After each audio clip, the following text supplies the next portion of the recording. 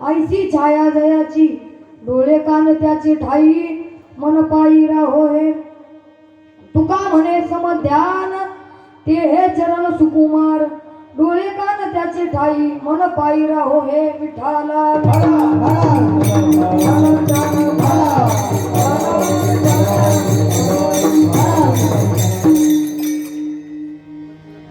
महायोग पीठे तटे भीमरथम वरम पुंडरीकाय धातुम मुनींद्रैः समागत्य तिष्ठन्तमानन्द कन्दं ब्रह्मलिंगम भजे पांडुरंगम पांडुरंगा करू प्रथम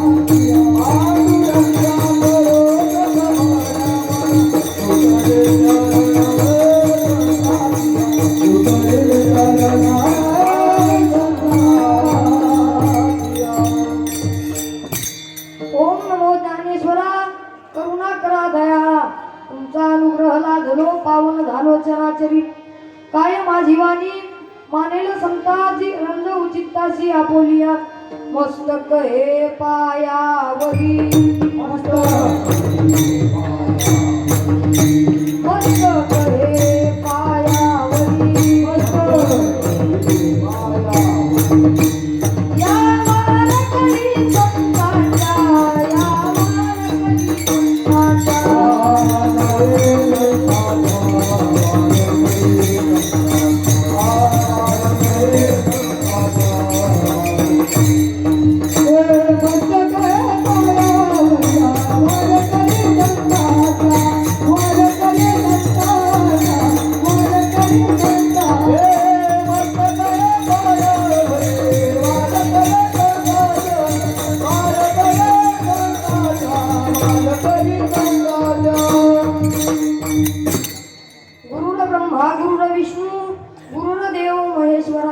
गुरु साक्षात परब्रह्म तस्मै श्री गुरुवे नमः विठ्ठला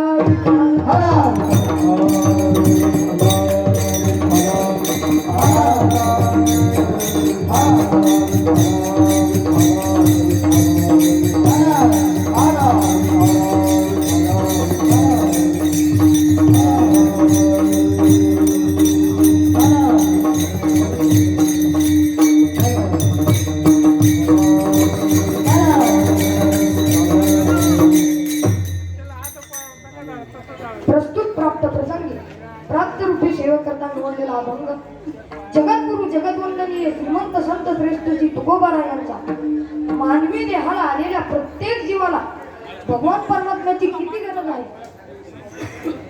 आणि त्या भगवान परमात्म्याची किती रूप आहेत आणि त्याची भक्ती कशी करायची आहे हे सांगणारा 4 चरणाचा सुंदर असा अभंग सेवेचे निरूपणासाठी निवडलेला आहे.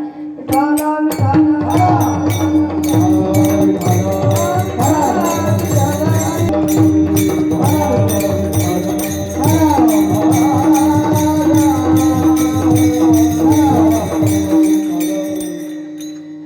पहिला प्रश्न तुकोबाराय सांगतात पांडुरंग परमात्मा गुण आलाय ज्या अर्थी तो आता सगुण आहे त्या अर्थी तो पूर्वी निर्गुण असणार म्हणून भगवान परमात्म्याचे 2 रूप आहेत सगुण आणि निर्गुण ज्याला रंग नाही रूप नाही आणि वर्णही नाही छाया नाही असा निर्गुण रंग नाही रूप नाही नाही वर्ण छाया निराकार निर्गुण दुसर घुराया निराकार निर्गुण दुसर घुराया ज्याला रंग नाही रूपही नाही आणि वर्णही नाही असा निर्गुण आता आपल्या वारकरी संप्रदायामध्ये जे तत्व मानलेलं आहे ते सगुण आहे तर काही जण सगुण मानतात तर काही निर्गुण मानत नाही तर काही दोन्ही तत्व मानत नाहीत तो भाग वेगळा पण आपल्या वारकरी संप्रदायामध्ये सगुण हे तत्व मानलेलं आहे पण संत परमात्म्याच्या दृष्टीने जर पाहिलं तर ते सांगतात सगुण आहे तूच आहेस आणि निर्गुण आहे तूच आहेस तरी व्यक्त आणि अव्यक्त ती तुझी एक भ्रांत भक्ती पावी जे व्यक्त अव्यक्त योगे व्यक्तही तूच आहेस आणि अव्यक्तही तूच आहे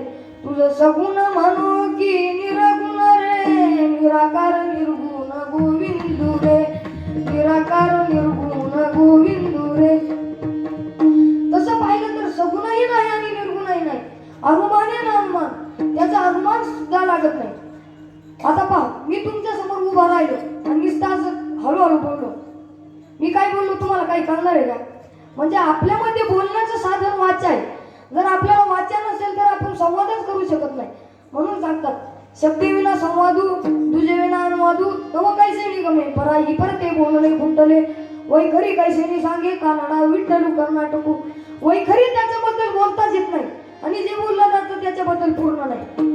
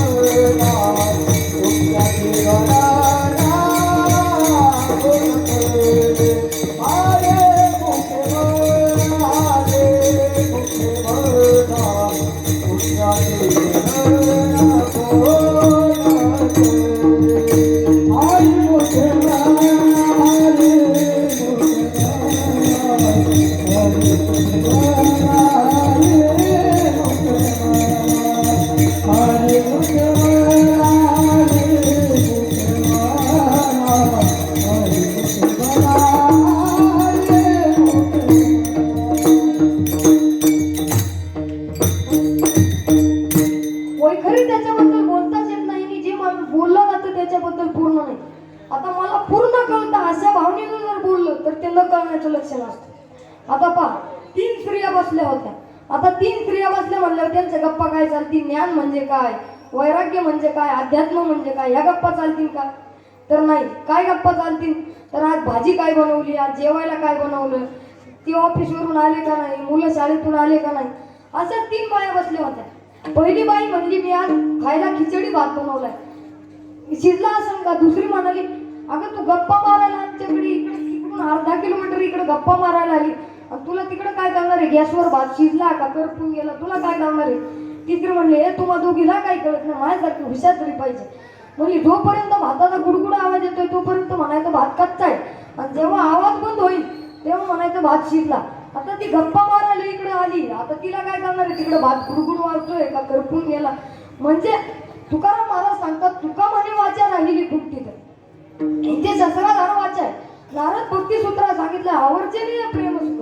त्या भगवान परमात्म्याचं वर्णनच करता येत नाही. ते संत परमात्मे सांगतात आणि जलचराव दधीचे मना वसे का लोंडावे गगन तैसे महर्षीचे ज्ञान नेणे माते. जलचर म्हणजे समुद्रात राहणारे प्राणी. समुद्रात राहणाऱ्या प्राण्यांना जसं समुद्रात राहून समुद्र कळत नाही तसं तुम्हाला त्या भगवान परमात्म्याच्या स्वरूपात राहून तो भगवान परमात्मा काय आहे ते कळत नाही. त्याच्याही पलीकडे ज्ञानोबा सांगतात उदरीचा गर्भ जैसा. एखादी माता माऊली गर्भधार असली आणि तिच्या गर्भाला जर विचारलं तर सांग तुझी आई कशी दिसते, काळी दिसते का गोरी दिसते, खुजी दिसते का ठेंगडी दिसते, त्या गर्भाला काही सांगता येणार आहे का? तर नाही. म्हणून भगवान परमात्मा सांगतात ज्यांनी मला जाणलं नाही, ओळखलं नाही आणि अनुभवलं नाही ते माझ्याबद्दल काहीच बोलू शकत नाही. आणि ज्यांनी मला जाणलं, ओळखलं, अनुभवलं आणि माझ्यापर्यंत येऊन स्थिरावले असे साधू बोध झाला की अहम ब्रह्मास्मी आणि अहम देहास्मी वृत्ती निघून जाते. आता पहा जे वाचतच नाही ते जे मनातच नाही ते वाचत कुठून येणार? जर जमिनीत बीजच रोवलं नाही तर अंकुर कुठून येणार? तसं म्हणून संत परमात्मे सांगतात वाचून मनाचे नाही ते वाचेशी उमटेल काही बिजेवून भई अंकुर असे. आणि जर निर्गुण परमात्म्याचा विचार करावा गेलो तर तो योगाने प्राप्त होतो आणि योग अतिशय कठीण आहे. म्हणून योगाची वाटा जी निघाली सुवाटा त्या दुःखाची वाटा भागा आला. योग अतिशय कठीण आहे. आता योग किती कठीण आहे सांगायचं झालं तर डोंगर गिळायचा जर प्रयत्न केला तर तोड फाटणार नाही का? जर लोखंडाचे जणे एखाद्या दात पडलेल्या माणसाला खायला दिली तर तो खाईल का? 20% केलं तर मृत्यू येणार नाही का? हे जर अशक्य आहे, तसं योगाने भगवान परमात्मा प्राप्त करणं हे सुद्धा अशक्य आहे. आणि योग अतिशय कठीण आहे. आणि योगाची जबाबदारी ज्याच्या त्याच्यावर आहे आणि भक्तीची जबाबदारी देव घेतो.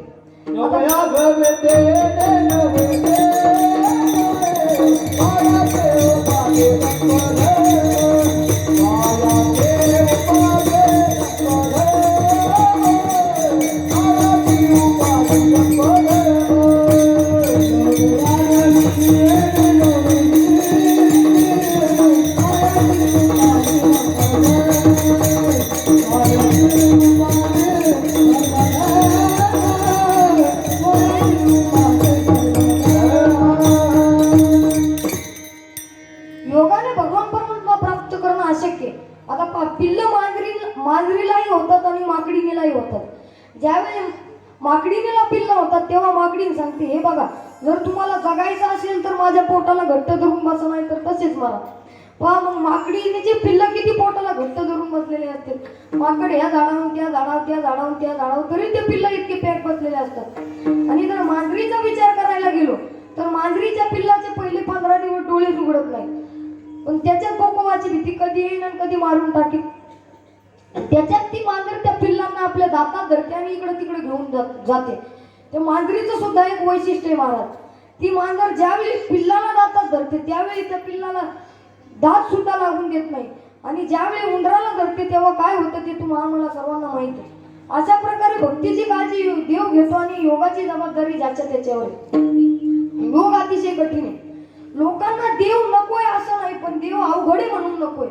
आता पहा, अवघड ते कोणी न करी साधन, सुलभ ते बहु गोड वाटे. एखादी अवघड गोष्ट असली की ती कोणाला करताच येत, ते कोणी करीतच नाही म्हणण्यापेक्षा कोणाला करताच येत नाही.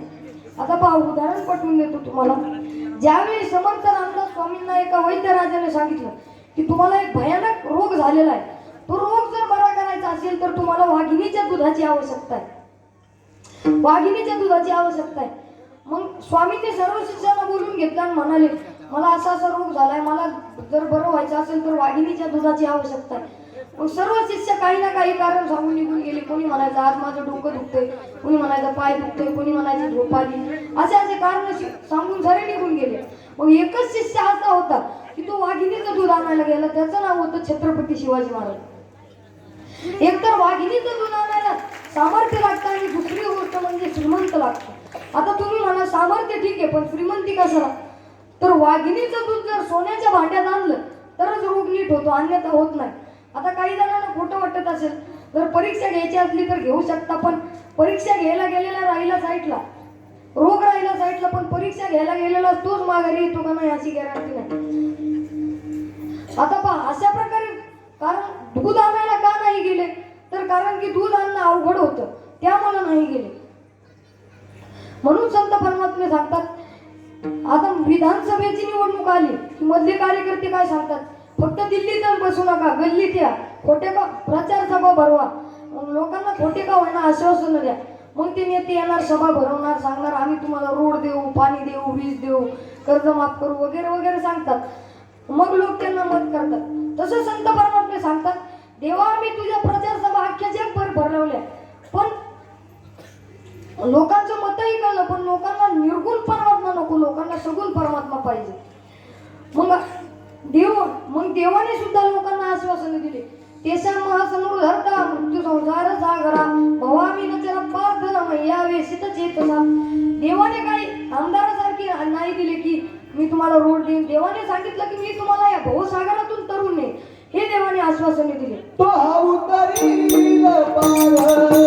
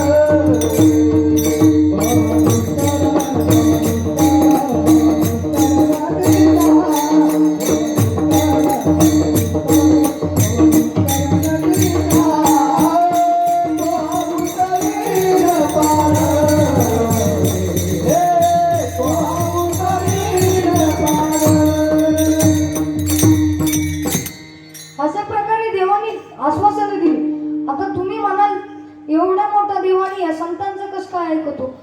तर आता तुम्हाला एक उदाहरण सांगतो. आता जगातला किती का मोठा माणूस असू द्या, तो कोणासमोर सुद्धा नका झुकून देऊ द्या, पण त्याचा एखादा 2-3 वर्षाचा लहान मुलगा असला आणि तो मुलगा म्हणला की बाबा मला खांद्यावर घ्या, बाबा मला हे द्या, बाबा मला ते द्या, ऐकावं लागतं का नाही? तसंच, कारण की त्या मुलाच्या मनातला भाव तसा आहे वडिलाप्रती, म्हणून त्या वडिलाला त्या मुलाचं ऐकावं लागतं. संत परमात्म्याचं सुद्धा तसंच. संत परमात्म्याचा सुद्धा त्या देवाप्रती भाव तसा आहे, म्हणून त्या देवाला त्या संत परमात्म्याचं ऐकावं लागतं. म्हणून आता मग तो देव सगुण झाला.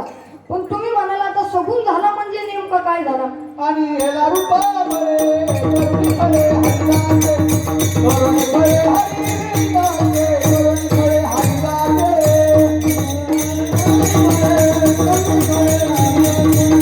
करुणी फळे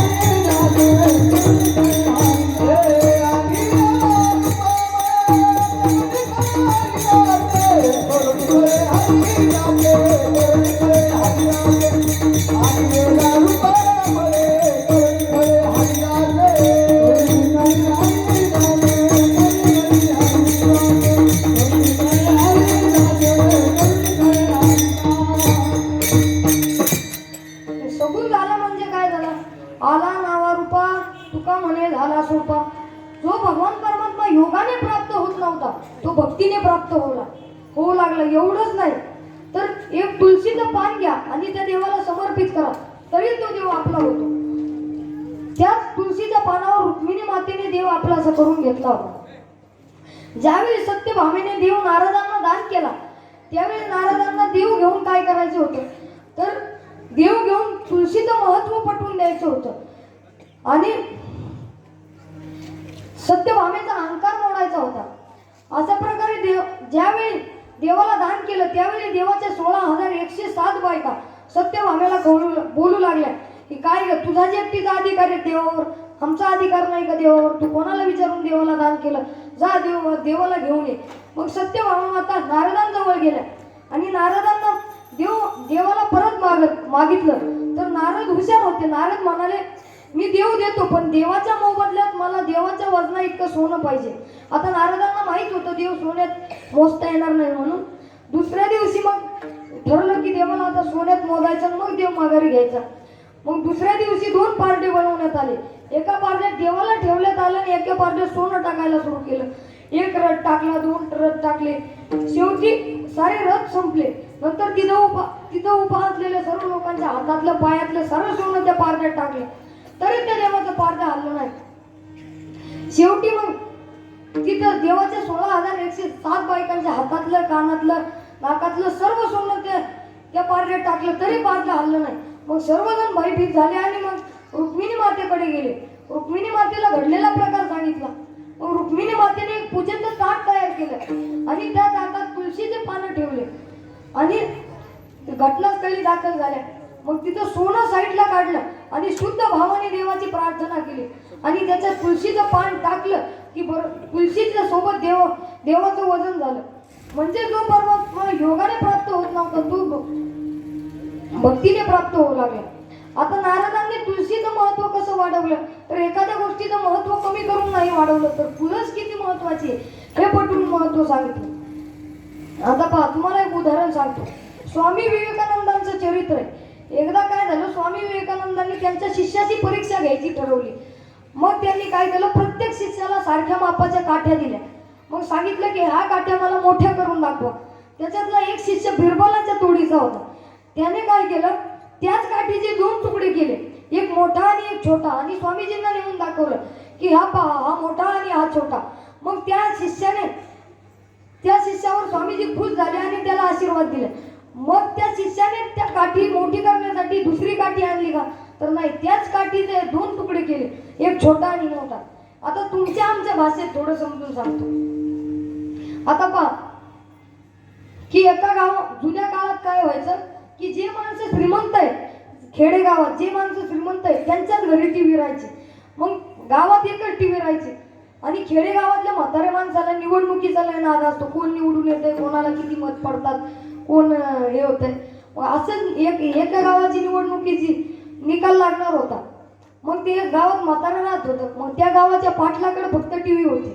मग ते म्हातारं सकाळ सकाळ त्या पाटलाच्या दारात गेलो ओरडायला लागला, पाटील अ पाटील या घराच्या बाहेर. पाटील का भरले? पाटील म्हणले सकाळ सकाळ कोणी वारलं फिरलं काय काय झालं काय? पाटील बाहेर आले म्हणले काय काय झालं, कोणी गचाकलं फिटाकलं काय? ते म्हणलं नाही तुम्हाला माहित नाही का आज काय? तो म्हणला नाही मला नाही माहित. ते म्हणलं आज निवडणुकीचा निकाल आहे ना. तो म्हणला असं का? मग म्हणलं पाटील म्हणले मी काय करू? म्हणले टीव्ही चालू करा. पाटील हुशार होते. पाटील म्हणले काय सांगू, मला त्या टीव्हीतलं काहीच येत नाही. पण आमचा पिंटे आहे ना, तो शहराहून शिकून आल्यापासून ती टीव्ही नीती बोटावर बिंगितो, त्याला सारं टीव्हीवरलं येतं. मग त्या पाटलाने ते म्हाताऱ्याला काढून दिलं. मग त्या पाटलाला त्या टीव्हीतलं सारं येत होतं.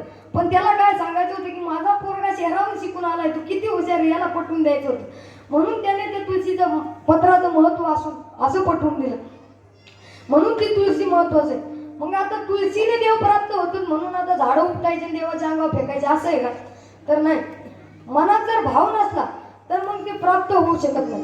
म्हणून सांगतात मनी नाही भाव म्हणे देवा मला पाव, देवाच्या नवे काय देव बाजारचा भाजीपाला नाही, देव बाजारचा भाजीपाला नाही, देव बाजारचा भाजीपाला नाही, देव बाजारचा भाजीपाला नाही. मनी नाही भाव म्हणे देवा मला पाव, देवाच्या नवे काय देव बाजारचा भाजीपाला नाही, देव बाजारचा भाजीपाला नाही. म्हणजे मनात भाव असल्याशिवाय ते देव प्राप्तच होत नाही. म्हणजे आता त्याच्यावर सुभाषितकार सांगतात, भावेन देव कलयान नरेंद्र, धनेन कांता कपटेन शत्रू, सत्येन मित्र, कृपाचे पुत्र, ज्ञानेन मोक्ष वसमानयंती. म्हणजे भावाने देव प्राप्त करतात.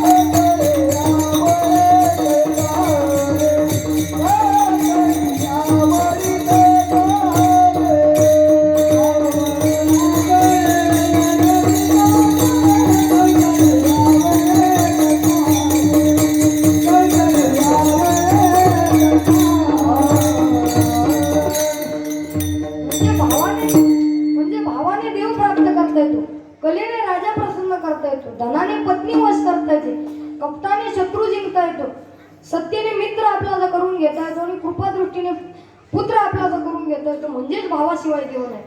म्हणजे मनात भाव असला पाहिजे. म्हणून ती तुळशीची माळ गळ्यात घाला. तुळशी वृंदावन घरासमोर ठेवा. आता घरासमोर तुळशी वृंदावन करायला जागाच राहिलं नाही तर काय तुळशी वृंदावन करणार. पण तुळशी वृंदावन ठेवा, गळ्यामध्ये माळ राहू द्या आणि सदाचाराने वागा, दुराचाराने वागू नका आणि ती माळ टिकेल असं आचरण करा.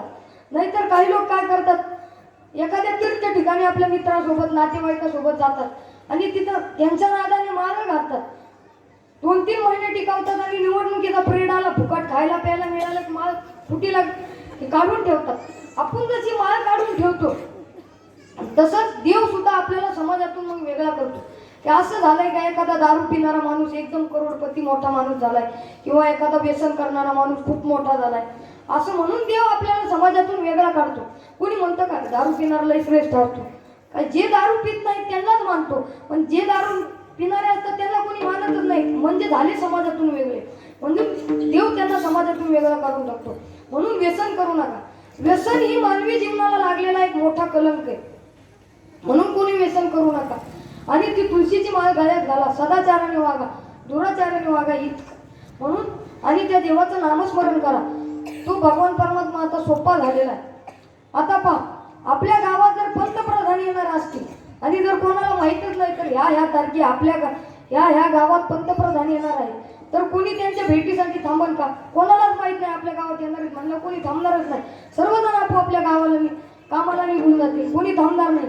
मग जर लोकांना कळलं नाही की तो भगवान परमात्मा गुन्हा आलाय, सगुण झालाय, तो लोक त्याची भक्ती कशी करतील? तर तुकोबराय सांगतात अभंगाचं पहिलं,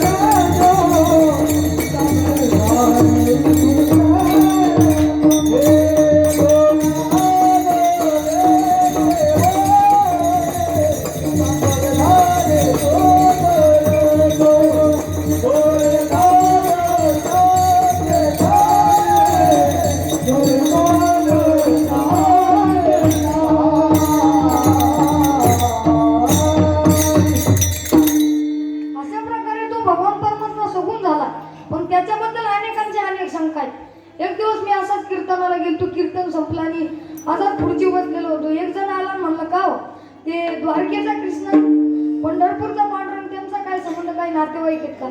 नाही म्हणलं ते दोन्ही एकच आहे.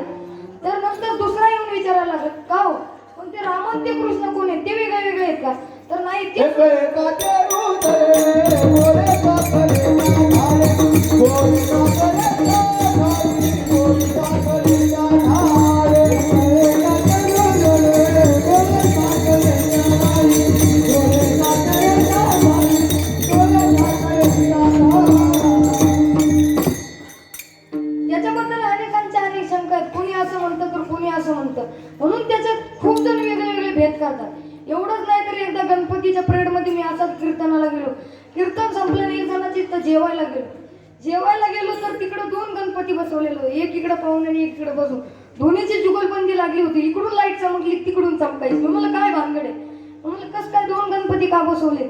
त्याला की तो माणूस येऊन म्हणाला, काय महाराज काय सांगू, आमच्या बायकोला उजव्या सोंड्याचा आवडतो आणि मला डाव्या सोंड्याचा आवडतो. पण म्हणलं मग तो भगवान परमात्मा एकच आहे, त्याच्यात भेद कायला करतात? म्हणून लोक त्याच्यात भेद करतात, वाराणसी देव बदलतात, त्याच्यात भेद करतात.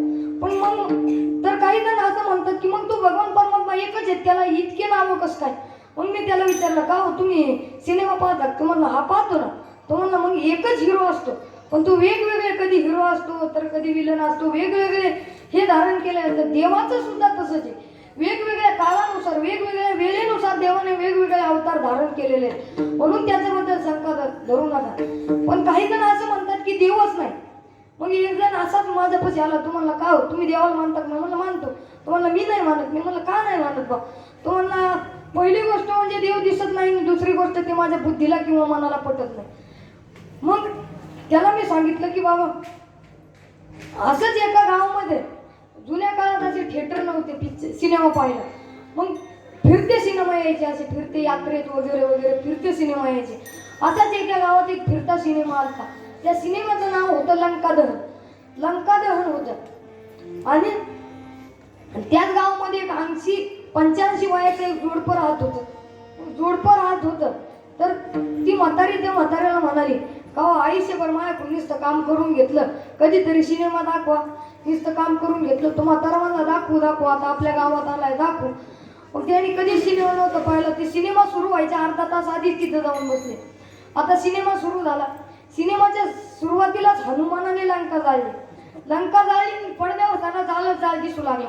आता यांनी कधी पाहिलेला नव्हता सिनेमा. म्हातारी मग घाबरली. म्हातारी म्हणली इकडं पुढं मला मारायला आणलं का? इथं पेटू राहिलं तू मला इथं बसू राहिले, चला घरी. मग म्हाताऱ्याला पिढीची तलप होती, पण बिचाऱ्याची काढेल पेटी घरी झाली, माझीच घरी चाललं. मग तू म्हणला मला तलप आली, मी काय करतो त्या पडद्यावरून लगेच हे पेटून आणतो बिडी, मग आपण जाऊ घरी. आता मला सांगा त्यांनी त्या पडद्यावर एक दिवस ती बिडी धरल्यावर ती पेटणार आहे का? तर नाही. मग तिला जाळ दिसत नाही का? तर दिसतो, पण तो आहे का? तर नाही. आणि राहिला विचार बुद्धीचा, तर आता आपल्या प्रत्येकाच्या घरामध्ये आता फॅन आहे. ज्यावेळी तो फॅन बंद असतो त्यावेळी त्याचे पाते आपल्याला मोजता येतात, आणि ज्यावेळी तो फॅन चालू होतो त्यावेळी त्याचे पाते आपल्याला मोजता येत नाहीत. का मोजता येत नाहीत? तर तो आपल्या बुद्धीच्या ज्यावेळी चालू होतो त्यावेळी तो आपल्या बुद्धीच्या आकलन कक्षेच्या बाहेर जातो. त्याच्याही पलीकडे सांगायचं झालं तर विमानाचा शोध कोणी लावला? राईट बंधूंनी लावला. ज्यावेळी ते विमानावर संशोधन करीत होते त्यावेळी लोक त्यांना विचारायचे तुम्ही काय बनवता, काय शोध लावताय? ते म्हणायचे मी एक असं यंत्र बनवतो की ते हवेत उडू शकतं. लोक त्यांना हसायचे, हे असं कुठं होऊ शकतं, यंत्र कुठं हवेत उडत असतं का? त्या काळात लोकांना विमान काय माहीतच नव्हतं. तर लोक म्हणायचे हे यांना वेड लागले, यांना वेड्याच्या दवाखान्यात नेऊन घाला, असं वगैरे वगैरे लोक त्यांना म्हणायचे. पण ज्यावेळी त्यांनी विमानाचा शोध लावला त्यावेळी सिद्ध झालं की असं पण एक यंत्र असतं ते हवेत उडू शकतं. पण आपल्या भारतीय संस्कृतीचा जर विचार करायला गेलो तर भारतीय संस्कृतीमध्ये विमानाचा शोध 5000 वर्षापूर्वीच लागलेला आहे. कारण की ज्यावेळी रामप्रभू लंकेतून अयोध्यात कोणत्या विमानात, पुष्पक विमान नावाच्या विमानात बसून आलते, म्हणजे त्याच वेळी आपल्या संस्कृतीत विमानाचा शोध लागला होता. तो भाग वेगळा. पण देवाला मानू नका असं नाही, म्हणजे पण त्याच्या पलीकडे मग संतावर बोट उचलतात. काय तुमचे संत, काय त्यांचे फसवे धंदे, असं कुठं असतं का? संत खोटं बोलतात. मी म्हणलं काय झालं? मग एक जण शिकलेला शहाणा म्हणला काय तुमचे संत? एकीकडे ते असं म्हणतात लेकराचे हित आहे माऊलीचे चित्त, आणि एकीकडे ते असं म्हणतात हिट नाही ठाव जननी जनेका. मग त्याचे सुद्धा दोन अर्थ आहेत. कारण की पहिल्या याच्यात ते सांगतात लेकराचे हित आहे माऊलीचे चित्त, म्हणजे आपल्या लेकराचं हित व्हावं हेच आईला वाटत असतं. पण दुसऱ्याचा अर्थ असा आहे की त्याचं हित नेमकं कशात आहे ते त्याच्या आईला माहित नसतं. म्हणजे याचा अर्थ असा आहे, म्हणून त्या देवाला माना, तो देव आहे आणि तो देव इतका सगुण आहे. आता त्या देवाचं वर्णन करायचं झालं तर तो देव इतका सुंदर आहे. पीत पितांबर कसला कटी, अक्षय विटचरण तलवटी, सकल सौंदर्य सुखाची पेटी, हृदय संपुटी आठवते. तो भगवान परमात्मा इतका सुंदर आहे. आता त्याच्या सुंदरतेचं वर्णन करायचं झालं तर ज्यावेळी समुद्र मंथन झालं त्यावेळी समुद्रातून पहिला रत्न निघला होता. पहिले निघले होते ते लक्ष्मी माता. लक्ष्मी माता त्या दिसायला सुंदर होत्या, सौंदर्यवान होत्या. मग तिचं समुद्र मंथन करायला दानव उभे होते, देव उभे होते. सर्वांची अशी इच्छा होती की लक्ष्मी मातेने लग्न आपल्या सोबत करावं, त्यांनी आपल्याला वर मानावं.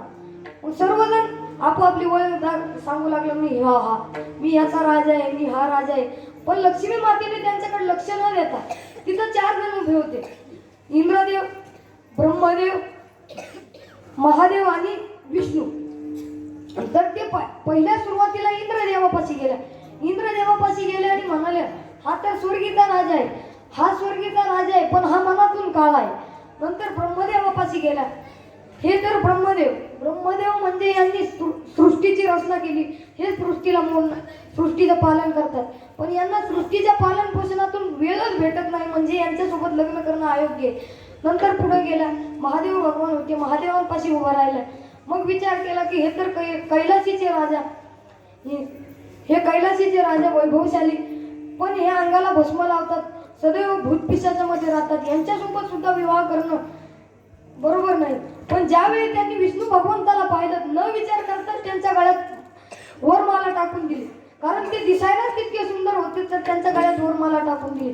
म्हणून असा सुंदर भगवान परमात्मा आहे आणि आपले डोळे कान त्याच्या ठाई राहावेत असं तुकोबाराय व्यक्त करतात अभंगाचं दुसरं चरण. डोळे कान ताजे आले, डोळे कान ताजे आले, डोळे कान ताजे आले, डोळे कान ताजे आले,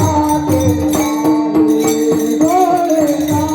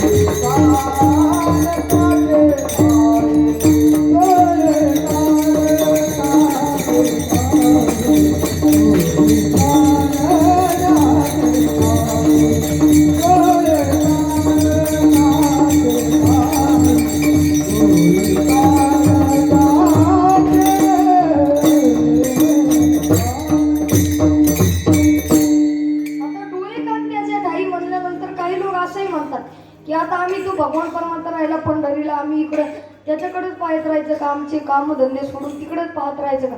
तर त्याचा अर्थ तसा नाही. आपल्या मनामध्ये त्या भगवंताप्रती भाव असला पाहिजे. मग ते म्हणतात आम्हा माग घराचे कामं असतात असं तसं. मग आपण आयुष्यभर सुद्धा संसार केलाय, आयुष्यभर सर्वजण संसारच करतो. पण काही जण काय म्हणतात, तरुण वयात असताना काही जणाला काय वाटतं की भगवंताची भक्ती, एखादं म्हणलं का गळ्यात माळ घाल, हे ते आपले कामं नाही. कोणी म्हणलं का पंढरीला नाही, ते आपले कामं नाही. मग जोपर्यंत तरुण असतो त्यावेळी भगवंताची सेवा नाही आटत, आणि ज्यावेळी म्हातारा होतो, चालता येत नाही, लाल गळते, पूर्ण हातपाय हे होतात, त्यावेळी देव आठवतो. म्हणजे देवाची सेवा म्हणजे. आणि काही जण म्हणतात हे काय, आता काही कामं संपली की आता जायचे पंढरीला. आता पहा, ज्यावेळी आपण कधी कामातून मोकळे होतच नाही. ज्यावेळी आपला जन्म होतो त्यावेळी आपल्याला थोडे मोठं होतं, त्यावेळी आपल्याला शाळेत जातो. मग आपल्याला काय वाटतं, एकदा 10वी 12वी झाली का आपण मोकळे झालो. 10वी 12वी झाल्यानंतर नोकरीचं टेन्शन, मग काय वाटतं नोकरी लागली का आपण मोकळे झालो, नोकरी लागते मग लग्नाचं टेन्शन, लग्न झालं का आपण मोकळे झालो, लग्न झालं मग जबाबदारी पडली, मग मुलं होतात, एकदा या मुलांचं शिक्षण झालं का आपण मोकळे झालो, मग मुलं लग्नाला येतात, एकदा मुलांचं लग्न झालं मग आपण मोकळे झालो, त्या मुलांना मुलं होतात, मग असं वाटतं की आपल्या नातवांचं शिक्षण झालं का बरं होतं, तोपर्यंत आपण म्हातारी होऊन मरून जातो. पण आपण ऐसदात आहे महान, जपत ते महान, मोहिता भोले महान, जाई जाई हरिचा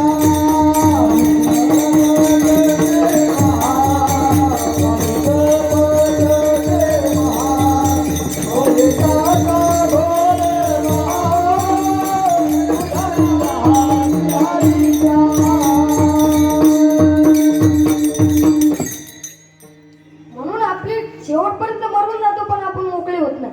आता असं कोण आहे की तो रोज देवाची पूजा करतो पण देवाला सुकलेलं फुल वाहतो, असं आहे का कोणी? देवाला आपण ताजंच फुल वाहतो, म्हणजे आपलं शरीर सुद्धा एक फुलच आहे. आपण जितक्या तरुण वयात देवाची भक्ती करतो तितकं योग्य. परिमळ गेलिया ओत फूल गेली, आयुष्याचे बसे जय हरया, आयुष्याचे बसे जय हरया, परिमळ गेलिया आयुष्याचे बसे जय हरया, आयुष्याचे बसे जय म्हणून जितक्या तरुण वय आपण त्या भगवंताची सेवा करतो तितकं चांगलं आहे. म्हणून आपल्या लहान लहान मुलांना देवाच्या भक्तीची सवय लावा, देवांचं दर्शन घ्यायचं शिकवा.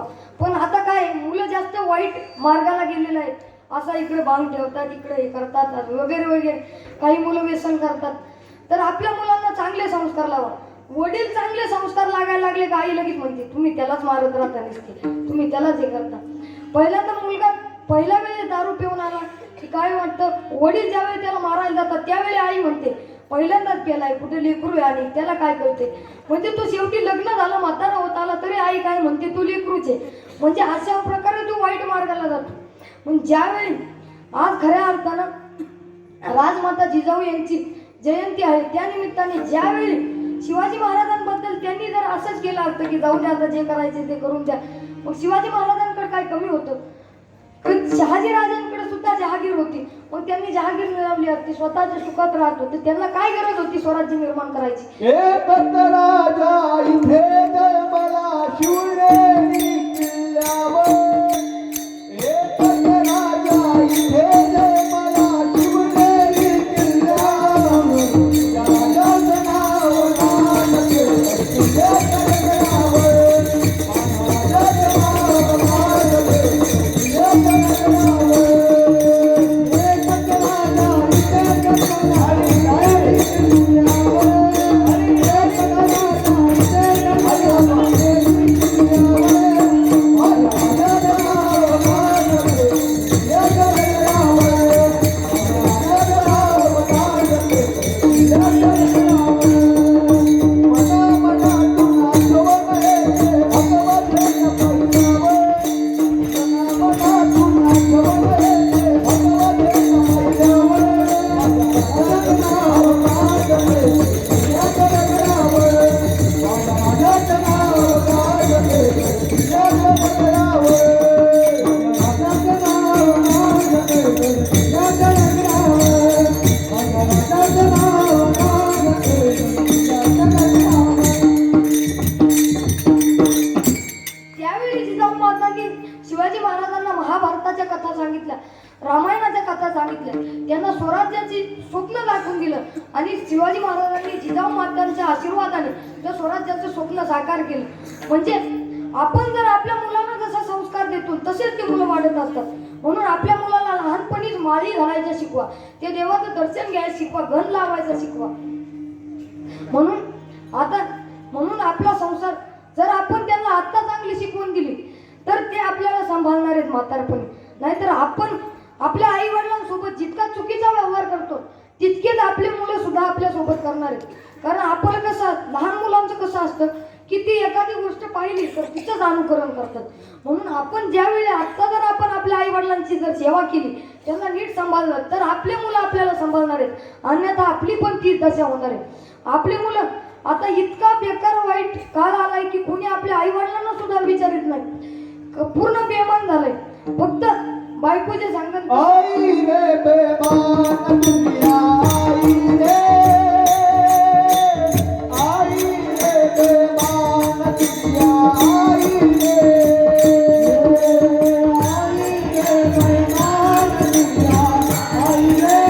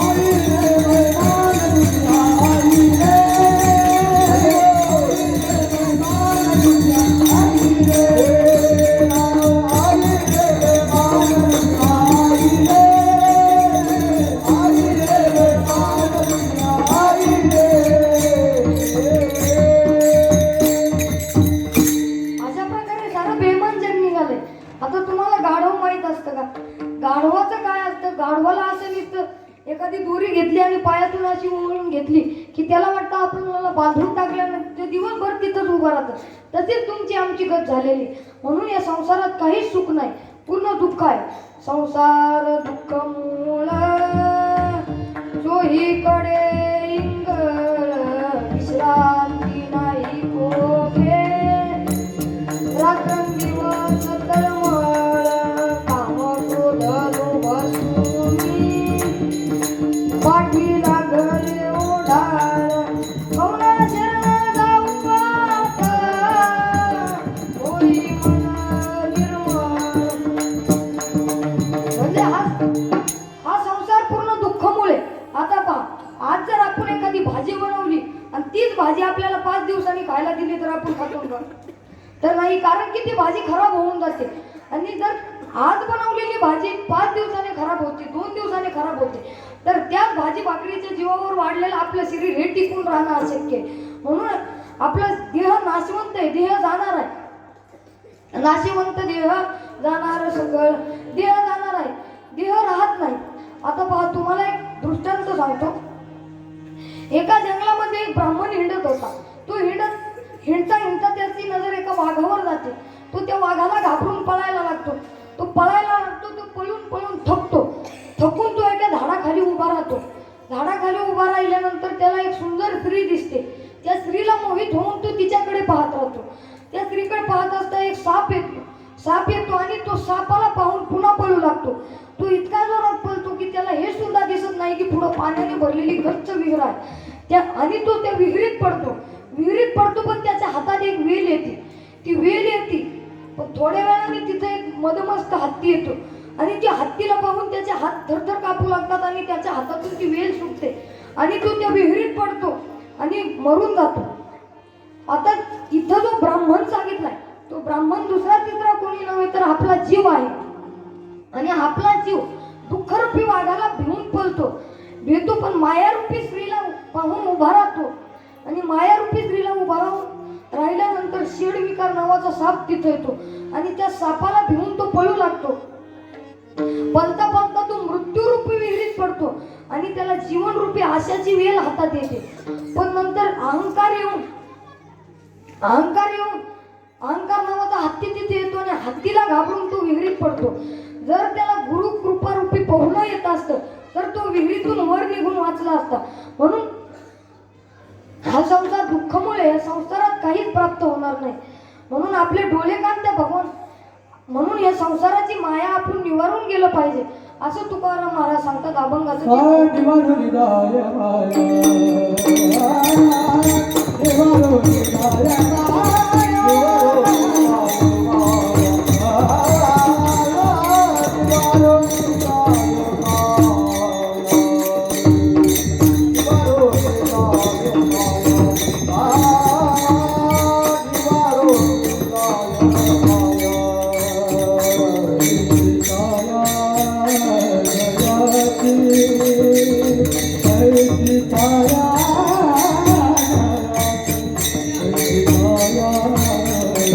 Yeah.